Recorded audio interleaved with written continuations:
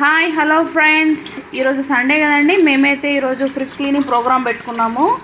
So ముందుగా మనం store చేసుకున్న అన్ని వెజిటబుల్స్ అన్నీ తీసేయాలి, ర్యాక్స్ కూడా అన్నీ తీసేయాలి. ఇలా నీట్గా తీసేసి ఒక బకెట్లో వాటర్ తీసేసుకొని ఏదైనా liquid Surf Excel liquid, washing machine liquid, Surf అయినా డైల్యూట్ తీసేసుకొని ఒక క్లాత్ తీసేసుకొని ఇలా అంతా క్లీన్ చేసేసుకోవాలండి. చూడండి ఎంత డస్ట్గా ఉందో. సో మాకు ఈ మధ్యన వీలవ్వట్లేదండి, అందుకే క్లీన్ చేయలేదు.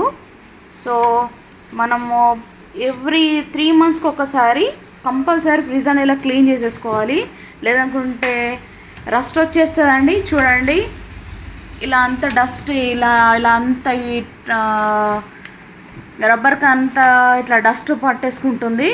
సో చూడండి ఇది అయితే ఇప్పుడు మేము మొత్తం క్లీన్ చేసేస్తున్నాము. సో యాక్చువల్లీ లోపలంతా కూడా డస్ట్ ఉండే, మా హస్బెండ్ అంతా క్లీన్ చేసేసారు. చూడండి ఎంత నీట్గా అయింది ఇప్పుడు ఫ్రిడ్జ్.